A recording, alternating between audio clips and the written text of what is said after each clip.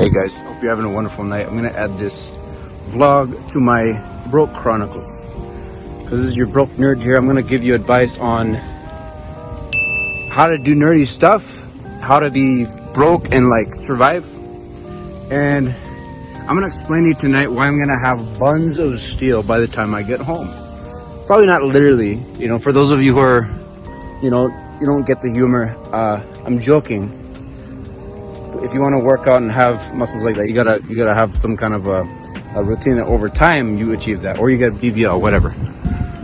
But by the time of tonight, I feel like I might be eligible to be a BBL model because the amount of hopes and dreams jumping in between my legs right now. Okay, let me just roll the intro and we can get started with the video.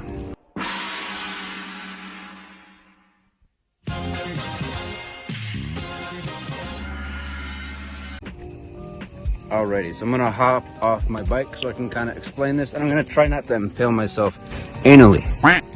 Alright, so basically what's going on is there's a screw loose in my bike seat and I have no way of getting home except for my bike. Either that or I walk for 2 or 3 hours, which I'm not exactly in the mood to do right now.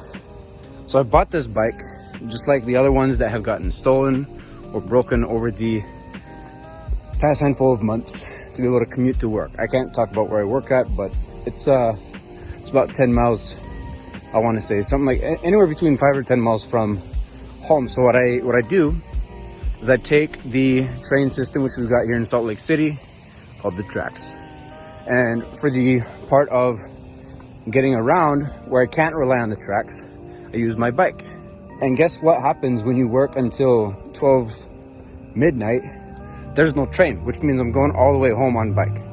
So what are my choices? Either I'm gonna walk home this entire way, which I'm going down 5th East here, lovely street, or I deal with this screw loose that is multi-dimensionally screwed up. So like, you see that? It spins down if I lean back too much. It spins forward if I lean forward too much. And if I lean to the left or the right, look at that, it spins. Whoa.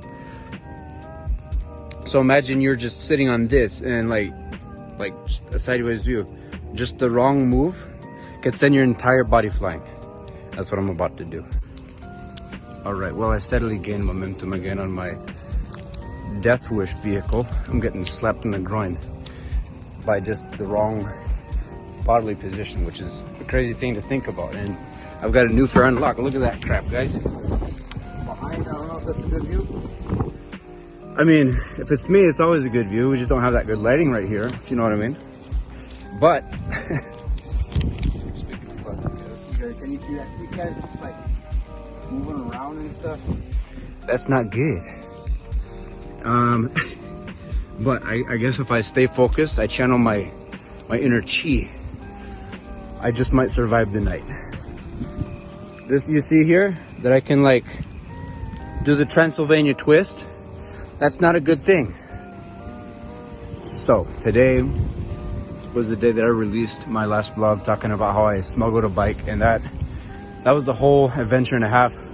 But one thing I realized while filming it, while uploading it and trying to edit it, is that I couldn't really hear anything I was saying because of the wind. So I promise you guys I'll make sure to use either my shotgun mic or some mic that I can be heard with, or right here. One thing that is an advantage of using my iPhone like this is that the audio quality is actually pretty good. I think you can hear me pretty well, so comment down below if there's any issues with the audio quality on this video.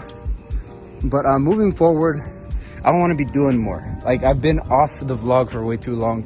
I've seriously missed making videos and interacting with people, and like I've mentioned several times, I'm not gonna be able to make the same content. And I've actually heard a lot of people say, hey, you should make vlogs in Spanish. But real quickly, I wanted to address why I'm not just gonna go head first into that. Well, that sounds like a nice and fun idea. It's a niche. It's not my niche. So if I end up speaking in Spanish, that'll just mainly because I get enough requests to do it, honestly, and it'll just become my niche. But at the moment, I'm gonna kind of lead with what I want to be doing and see what sticks the most. But at the moment, I don't really feel like, I don't feel like my Spanish is at the level where I can vlog in Spanish. And for those of you who are supporters of the vlog from day one, you already know that I speak Filipino and I used to vlog in Filipino. And one thing that I want to talk about real quick, because I feel like in the shorts I wasn't able to effectively address it, was that the reason I began my vlog was because a lot of my Filipino friends in person that I used to hang out with, they were saying like, oh my gosh, you should make a vlog. You should speak in Filipino. We love when people do that. But what a lot of people don't understand is that there's a lot more that goes into these channels that start to do that. There's a lot more marketing. And while you do see a lot of numbers, there's no way of actually knowing that somebody actually organically got paid the amount that you get for these views. So you've got channels like Bisayang Hilaw.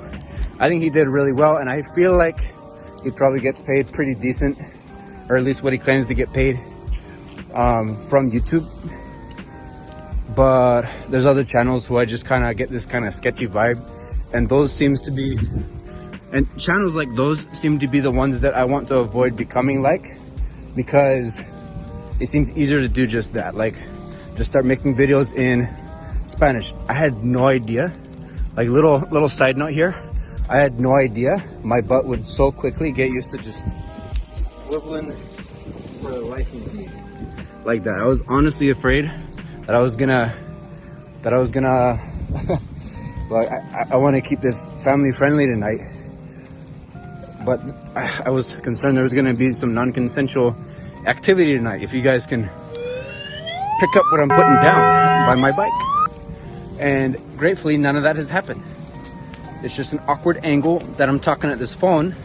It's a little bit of a shaky camera view, but I'm kind of just getting a little off my shoulders. And I feel like a lot of people in the past, they told me they prefer this kind of vlog format, where that rather than just farting on a camera and like messing around, people just like to hear what I got to say.